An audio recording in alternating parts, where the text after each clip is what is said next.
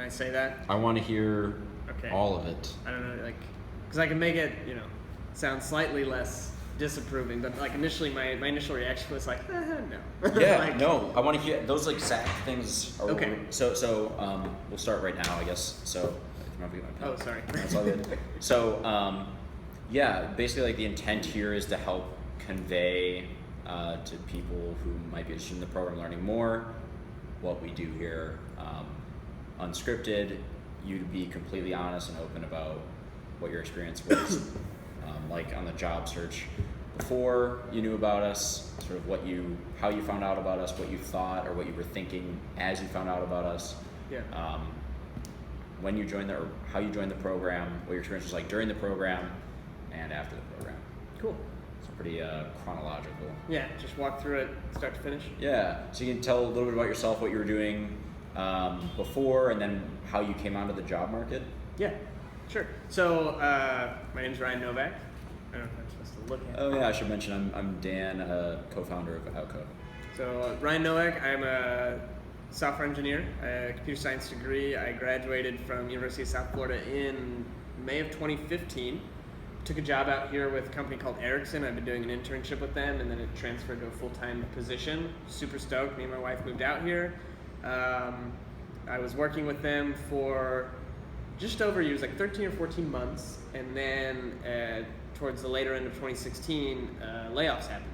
And so about 400 people at our office were laid off. My whole team, all of the teams that we worked with, everybody was laid off for me at least, it was unexpected. I was pretty new to the company, so I didn't really have my ear to the ground. A couple other people on the team mentioned they had kind of seen it coming type thing. But it was very unexpected for me. So this was in August. And how long had you been there? Just, so altogether about a year and a half, full-time just over a year. Okay. And I mean, our team, like we'd already hired 2 or 3 more people after me, so it wasn't like I was the low man on the totem pole. Like I thought our team was doing well. I thought the product we were working on was like forward thinking and we were gonna like go with it. And then, just kind of out of nowhere, it was like, you don't have a job. Oh, okay. So we had a severance package that worked out pretty well, a couple months worth of pay. So it wasn't like it's over, no money, so we felt pretty comfortable, and I felt pretty confident. I mean, I had several offers when I graduated from USF. So I thought, I'll just interview around. I'll find a few more offers. The church I attend, a lot of people there are software developers that work at Apple, Google, Facebook, LinkedIn, Intuit, and all those guys were more than happy to refer me. So I'm like, I have experience now, and this is gonna be easy. It'll probably even be a good thing. I'll end up with a better job. So I was pretty optimistic when I started out. So I actually took it pretty slow. I took like a month, and I just didn't do anything. I just kind of was a vegetable. It was awesome. But then, you gotta get back in the game. So I started reaching out to people, networking. I redid my resume. And then, so I started getting some interviews with some places. And right about this time, I got a call from Maurice from Outco. He found me on LinkedIn and asked to call. So I talked to him over the phone. He kind of described Outco a little bit to me. And after listening to that phone call, I was like, this sounds really sketch. Like, I don't need some workshop to interview. Like, I know how to interview. I did it, right? I got a job. So I told him, it's probably not for me. Like, just pretty much forgot about it, like moved on. So then I had 3 really bad interviews in a row. Like, totally bombed the Google phone screen, the Amazon online test, and 1 or 2 others were just nasty, where you're like, wow, I did terrible, like embarrassing. And so after that, I realized I needed some help. I'm not a very self-motivated person, so I would try to work on programming at home. I had Cracking the Code interview, the book, but I just, I would never really spend much time with it. An hour a day maybe. Wasn't getting anywhere. So I remember that phone call I had with Maurice, and one of the things he had offered was a chance to come up to Outco and participate in a class. So I called him, or I emailed him, and I said, hey Maurice, I'm interested in checking Outco out. Sounds kind of weird. So seeing Outco in action, is there a good time? So we worked out a date, my wife and I came up, And I loved it. I had a great time. It was a Thursday, which meant that I only did about 2 hours, because on Thursdays... I remember that night you were here. Yeah, Thursdays they have the, like, talk about how your job search is going part, and I went home, because we live in San Jose, it was kind of a drive. But I did whiteboarding and maybe target practice, I can't remember, something like that, with this team, and it was just great. I had a great experience. And what is target practice? Target practice is, so each week you go over different topics at Outco, so whether it's sorting algorithms, data structures. So target practice is where during class you work with a pair programmer basically and go over the topic in some fashion. Usually it builds on the homework that you were supposed to have done that day. So you might have like written a sorting algorithm for quicksort, and then the target practice is now changing to do it in place. So instead of creating new memory structures, do all the swapping in place or something like that. Okay. So I don't remember what the topic was that day. I do remember the whiteboarding that I did, because I went home and actually coded it all out to try and figure out the answer, and I realized it got me excited to practice and prepare. So that was in November, I believe, of 2016. I was going to do the December cohort. Some family stuff came up, didn't work out, so I ended up doing the January cohort. 2017. January 2017. Started right after New Year's, and just before I started my cohort, I had my second online screen with Microsoft. I failed the first one, but I stuck with that recruiter and I told him I wanted to try again. So he gave me another one, and I took it right before I came up to Outco, and I passed. So then I knew I was going on site in a couple of weeks. And so I started at Outco. For me, it was, like I said, a bit of a commute living in San Jose and coming up to San Francisco, but I found out a lot of people were doing that. So it actually turned out pretty easy. I ended up catching rides home with one of the guys. Oh, nice. So it worked out. So Outco was great. We started, they have soft skills with Joshua, which goes over anything from how to talk to recruiters to how to present yourself in interviews, how to build confidence in your abilities, which at first, I was like, that's a little hokey, whatever. I know how to talk to people. But there was a lot of stuff in what Josh taught me that really just clicked when I went to those on-site interviews with Microsoft. Like the way to interact with people, the way to talk to them, to not feel too nervous. So I really appreciate Joshua's stuff. And of course, Ron was doing the technical stuff, and we were going over power sets, different data structures, sorting algorithms, graphs, heaps, depth first search, breadth first search, all this stuff. All these basics that, for me at least in my job, I never used them. Yeah. At all. Yeah. So when I was now being questioned, like, hey, here's a graph, find the shortest path, and I'm like, Stack Overflow? Like, it was just stuff that I Googled whenever I needed it. It didn't, or there's like a library function, you just, DFS and move on with your life. So I hadn't written code like that in a while. So going over that stuff with Ron, fantastic. So it was in the third week at Outco, I had my interviews with Microsoft, okay? I was super stoked. They flew me up to Seattle. It's going to be 4 rounds of interviews in a 4-hour period. So I walk in to the first interview, and the guy gives me this graphing problem, right? And I'm like, pshaw, that was literally third week stuff, was all graphing. So I've been working on graphing stuff for like 3 or 4 days now, right? Nice. So it was like a home run. I couldn't have asked for a better question, right? Everything Outco had prepared me for technically and on the soft skills side, I demolish it, right? So we do that problem, he's super impressed, and so he gives me an object-oriented design problem. So Outco had brought in a guy from Airbnb, Hasib. Yeah. Literally Wednesday night, he had gone over object-oriented design for simple games like Tetris or something. Friday morning, right? So Wednesday night to Friday morning at Microsoft, they're asking me, hey, here's a simple game. How would you object-orient No this? way. And I'm like, well, how would I? And, I knew all the buzzwords, encapsulation, decomposition, all this stuff, right? So, that first interview was just like, I was on like cloud 9. I nailed it, right? And then the next guy comes in and he wants to talk about sorting. And week 2 was like all sorting stuff. Quick sort, merge sort, the crappier like insertion sort stuff. And so, week 2 covered that. And I, again, just nailed the interview. Third guy comes in. It's Fibonacci stuff. And he also wants to talk about API design. Again, Hasib had talked about some of that. And just, all the technical stuff just lined up. Just nailed it. Everything. So I found out so that was on a Friday. On Monday, my recruiter called me back and said that I had gotten the highest marks on all 4 interviews from all 4 of the people. The last one was a product manager, so we mainly just chatted. But again, like that was all soft skills, presenting myself, being confident but not arrogant, friendly, enthusiastic, all this stuff Josh taught us, right? So every interviewer gave me the highest marks. Everything that Outco had taught me was, it was like I was dealt the royal flush by Outco when I walked into Microsoft. It was amazing. If I had not done Outco, absolutely would not have been able to do those interviews. I would have not had the skills. Even like the whiteboarding for that graphing problem, just the Outco teaches us like a methodology when someone gives you a problem of how to first, tease out all the meanings, discuss possible edge cases, diagram it out, walk through it. All of that played into my interview because the recruiter had told me before going in, like if they ask you a question and you start coding right away, you will you'll fail. Like they will fail you on that. And so again, Outco tries to slow it down, talk to them, ask questions, dig deep, all of that. There's just everything Outco taught me. So I really I came back from the interviews and I almost tackled Josh when I saw him. I was like so excited. Just like, thank you, like everything. Same thing with Ron and David. Like David was one who was always riding me during whiteboarding. Diagram it, dig.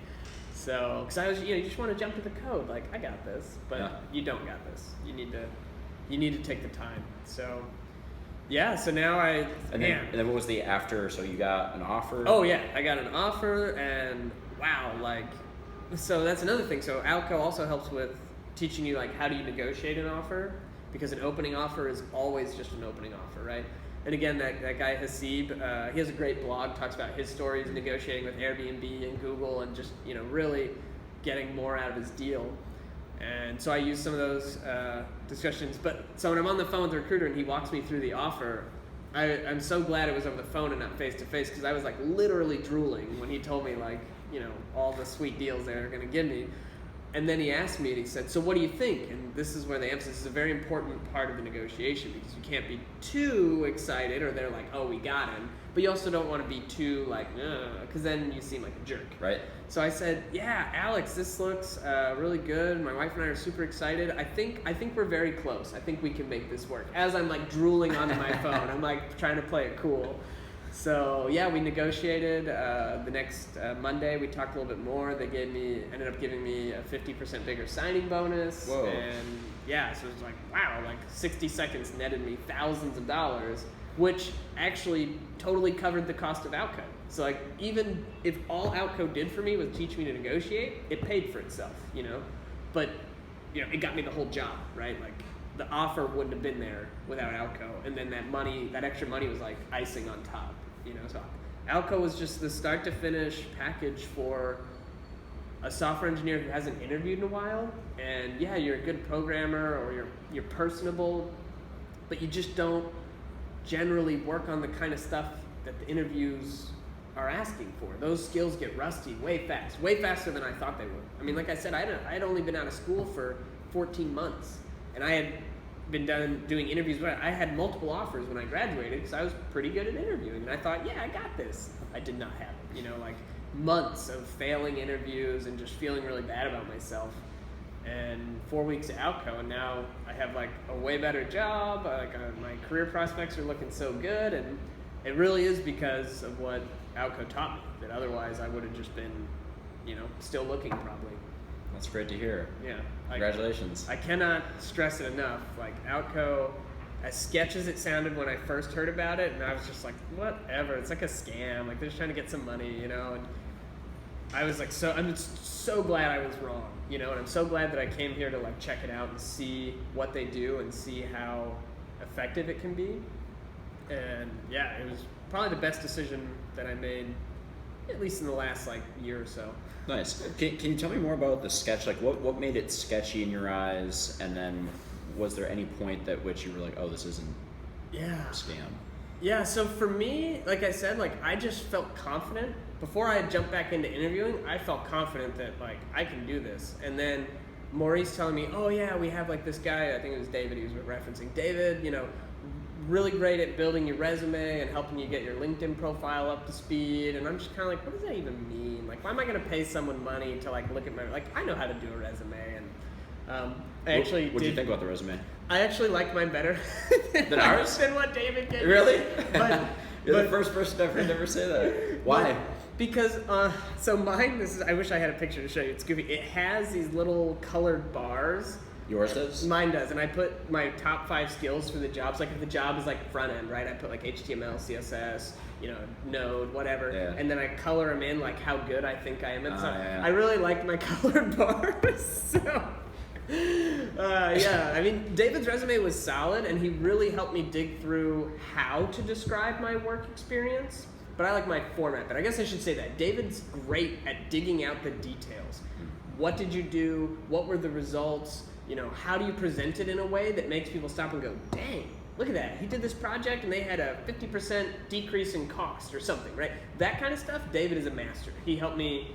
I had a little bit, but he dug into that. So did you move the content over to your format? Yes, so I kept my format, but I did use David's help with the content. So I guess I should say that. But like I said, at the time, I liked my resume, I had my colored bars. But so Maurice was telling me, there's this resume guy, and then they go over, and he's talking about CS fundamentals, right? I mean, you're talking like Outco crams in an algorithms class, a data structures class, and maybe a few other bits into this 4-week period, and really drills it into you, along with the interviewing skills, whiteboarding, all this other stuff.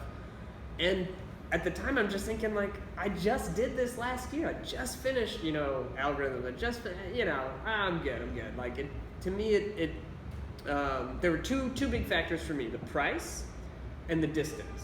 Like, if I had lived in the city, I might have been more receptive at the time. But because it's at least an hour away by car. We only have one car. My wife and we share it.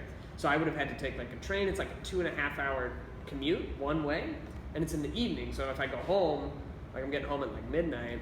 So the distance and the money initially combined, just with the verbal description of Outco does not even come close to what you're actually getting. And it's one of those things you have to see to believe, I guess, or experience to believe.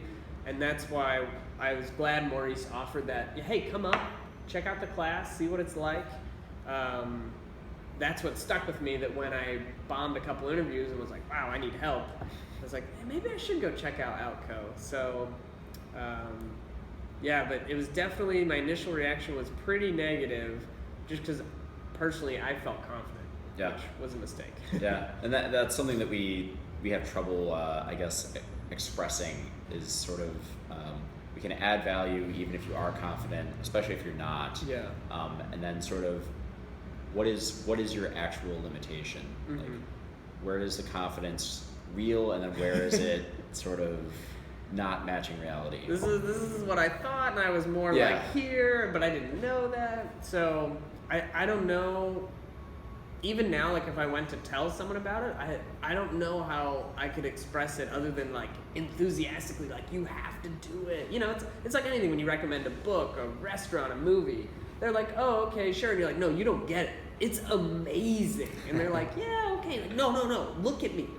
Amazing, And until they experience it, they don't get it, And there's only so much you can do, I think.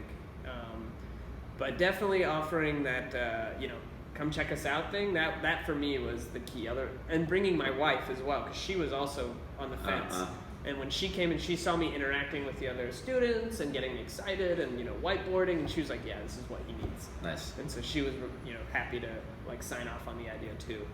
So give up some of her car time. Well, no, I took the train. Okay. And so tell me about how the first Microsoft interviews went, the ones you bombed. Yeah, so I took an online screen. So I didn't get any on-site stuff before Outco. Actually, it was all like phone or online screens, and they all just went really bad. The Microsoft one was 3 questions, and I actually thought I did really well. Again, confidence, right? But in this case, I think I did okay. The Microsoft one was a little weird. I felt like there was some misunderstandings on my part on what they wanted to see, and then my reviewer, I don't think he realized I was working in Java, because there was certain like feedback he gave me that doesn't make sense for Java. Like I think he thought I was maybe doing C#, and So, but like the one that I remember most embarrassingly is Google. So I had no less than 3 people recommend me to Google. Like 3 buddies of mine all work there as software engineers. So I got a call pretty quick. Yeah. And they were, Google was like, all right, this is exciting. So I did my phone screen, and the guy asked me a question that now, after literally the first thing we learned at Outco was power sets, that was the answer to that question. But I didn't know that, and so we struggled, I struggled through that problem probably like 20 to 30 minutes on the phone with him, and I got nowhere with it. Conceptually, I was like, I understand what he wants, we talked about it, we figured that part out, but the code, it just wouldn't come. And then he even wrote part of the method for me. He's okay, what if we start like this? Can you, and then after like 5 minutes, I tell him, I'm sorry, I don't think I can write this code. And he's like, okay, well, thank you for your time. And I just felt like such a failure. And it's one of those things where, you either know it or you don't, right? But yeah, literally the first day I come to Outco, Ron teaches us power sets. I'm like, oh no, this was the answer. So even for Google, Outco, those basic skills that Outco teaches and reinforces and drills into you, I mean, for whatever reason right now, that's what the tech industry looks for. I don't know why. It seems silly because most of these things you could just Google it. Yeah. And there's the it's answer. It's its own skill for interviewing to get you a software engineering job. Being a programmer professionally is completely separate from being a programmer trying to interview. I mean, at least my limited experience, they're wildly different, and I didn't really get that until I was trying to interview again. That college prepares you for the interview, but then your jobs don't. You're grinding out code I was doing automation scripts for virtual machines. None of my questions, surprisingly, focused on automation for virtual machines. I was like, come on, guys, I got this. I'll automate it. So, yeah, the skills at Outco, I mean, they'll help you be a better programmer overall, for sure, especially in how you approach problems and how you approach coworkers about problems. But at the same time, it is this niche set of skills you need to get the job. The interview is built around this weird set of abilities. You have to know those, and then they'll let you in and you can forget about it. So, and then you also mentioned structure being important to you during your job search, or at least the absence you felt was possibly something holding you back. So can you tell me a little about structure and motivation and how Outco helped with that, or did we help with that? Yeah, absolutely. So for me, at least, I'm a team player. If I'm on a team with people, I am all in. If I'm working something by myself, alone, whatever, I'm the laziest person you'll ever meet.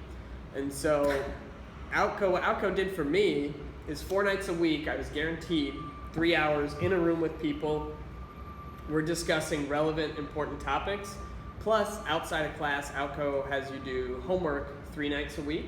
And that was another, commitment of time that now, again, I'm working on coding, I'm looking stuff up, I'm getting familiar with these, data structures again at the base level, right? I'm not just doing an array, a hash map. I'm building the hash map class, right, to get familiar with it. I'm building quicksort from the ground up, so I understand exactly the trade-offs between quick and merge and insertion, and no one ever uses bubble because it sucks, right? For me, the motivation came from being part of the team and being in that room with people, and also the way that Outco, that target practice we talked about earlier, builds on the homework and concepts that you're supposed to study outside of class. So if you show up and you haven't done it, you're just I don't know what we're doing. Yeah. And so there's that aspect as well, that Outco pushes you to stay on top of it so that you don't feel like a doofus in the middle of class. And then, when we talk about the different, approaching problems, how to break problems down, how each constraint they give you is a clue, that if they tell you the numbers only range from here to here, that can be a hint as to what, algorithm or data structure you're going to need to use to solve it, and just really getting comfortable with looking for those, that as a problem is described to you and you're like, I'm not sure I've heard this type before. You kind of look for those clues, and so everything about it was about structure. And even depending on, I believe it depends on how you pay for Outco, because they have different payment plans, but you get put in groups to help you look for jobs, and you have a certain number of applications each week. Because that's another big holdup for people, is I think they put out for me at least, I'd put out 3 or 4 applications, then I wait to hear back. And then like 3 or 4, wait to hear back. Whereas Outco, I believe it's like the minimum target is 25 a week, which seems like, wow, that's a lot. But once you get into it, like you need to just blast it out there so that you can have options, especially once you get to the negotiating side. Exactly. That was actually my weakest part with Microsoft, is I didn't have other offers that I could leverage to get, you know, more money. Yeah. I mean, I got enough. I'm happy with what I got, so it's not a big deal. But you know, if that's your main driving force, is that bigger paycheck, you get 6 offers, and you can use the skills Outco teaches you to leverage each one of those towards the job you want at a much higher price than they would normally pay for you, right? So, yeah, everything about it was just building that foundation that you need, and the teaching you how to schedule your time and devote yourself to the job hunt, and not to just get discouraged, right? To just keep pushing through. You know, if you have a bad interview, you have a bad interview. It's okay. You've got 3 more lined up. You know, just get back into it. So. And then this sort of touches on this. This is gonna be the last question, I guess. Sure. But a lot of software engineers don't think they need any sort of soft skill training, or the soft skills don't matter because I'm an engineer. I'm solving the problems. Solve the problem, done. Yeah, exactly. Can you talk a little bit about what your experience was on the soft skill side through Outco, and did you think it benefited you, or what the benefits were? Yeah. So this is actually, it's a really good question. Because so at Microsoft, where I ended up, well, let me back up just a little bit. So Josh is the guy who runs the soft skills side right now at Outco, and he is phenomenal. He's a little larger than life sometimes. He's a lot of fun. And yeah, he drives that point home that in the tech world, there's plenty of smart people. There is no shortage of very smart people in the tech world, but what there's a shortage of is smart people who can communicate with other people, smart or not, right? And without that communication, I mean, if you have the best idea in the world, but you can't tell somebody, or you can't quite get it across, doesn't matter, right? And that's a little bit of an extreme example, but the idea that there's already a bunch of smart people at these companies, right? So if you show up and you're a smart guy, okay, great, we have those.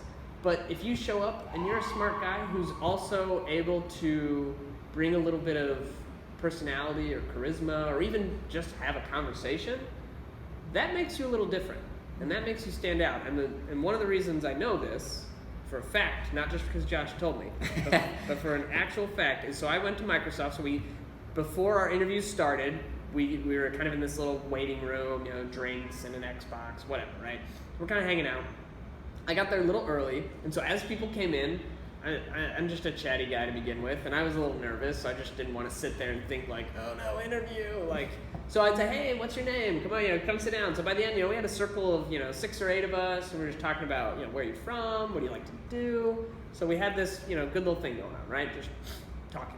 And then, so then we go into the actual interview area. They get us all 20 of us in there, and they have the manager come down, this guy Nick.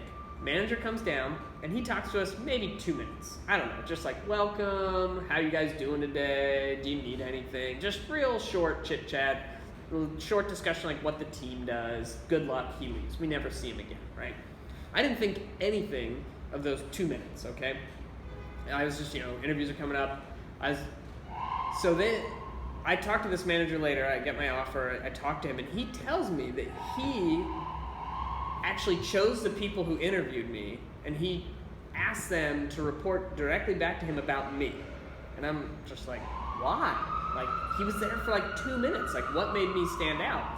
He said that when he came down and started talking to the room, that when he would ask those little questions, how you feeling today? Do you need anything? Those are just kind of little throwaway questions. He noticed that a lot of people in the room turned and looked at me as if I was going to answer for them. No kidding. Yeah, and I did actually. I remember now, I think, oh yeah, I said like, hey, we're good, Nick, how you doing? You know, just whatever, right? Like, I couldn't tell you exactly what I said, but that I did say something, right? And that stuck out to him. He's like, you know, these people have all been together for less than an hour, and already half of them are looking to this one guy, and what's he going to say, you know? And that's the power of the soft skill, right? Like, and it wasn't even necessarily something that I was consciously doing at that time. I was just being myself. You know, I wanted to talk to people because I was nervous. And then when Nick asked a question, well, somebody's got to answer, so I answered, right? But to him, that was a big deal, right? And it's so stupid, at least to me. Like, really? That matters? But then from that point on, I was being watched. I was getting specially selected people to interview me. I was getting certain questions, and now I'm joining the team that I want to join. I'm joining a certain team all because of that. It had nothing to do initially with any brain power, it was knowledge. It was soft skill made me different from those other 19 engineers that made me, for whatever reason, stand out to that manager. So if anybody ever tells you soft skills don't mean anything, like, they're full of it. They don't understand. Like, it definitely has power. And what did you think of the soft skill training we gave here? Phenomenal. Like I said, Josh is great. He changed my thinking on a lot of ways. Like I said, I'm already at least, toot my own horn, or I feel like I'm pretty personable. Right? I don't mind talking to people too much. But throughout this interview, I've been thinking, you're a great person for this. Thank you. Yeah.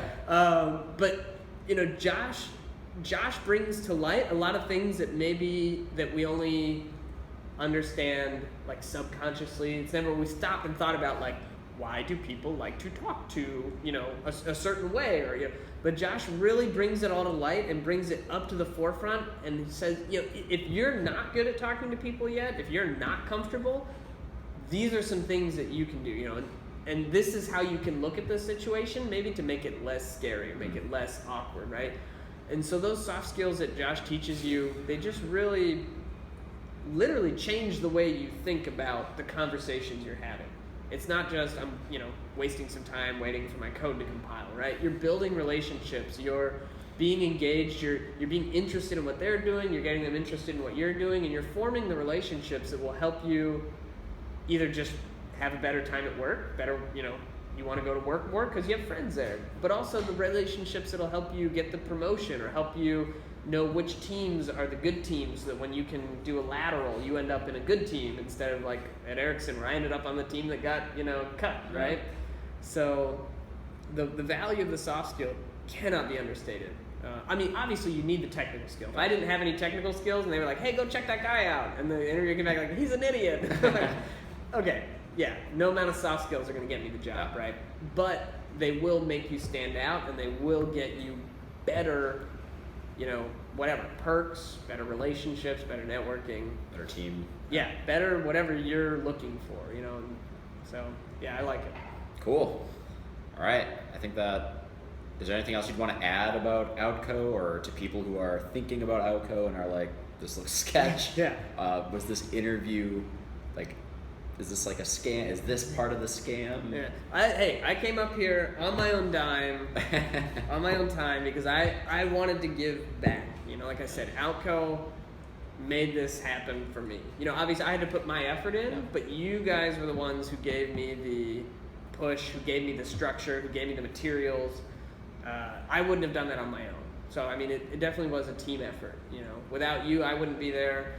Without me, you probably would have gotten somebody else to come into the class anyway. But if you're on the fence about Outco, just come up and check out a class. It's free, minus cost of travel, right? Depending on how close you are, it's not a big deal. Just come up, check it out. I think you'll be really surprised at how great it is. Because I was blown away by the setup and the camaraderie, the teaching styles, everything. It was what I realized as I came here, what I wanted.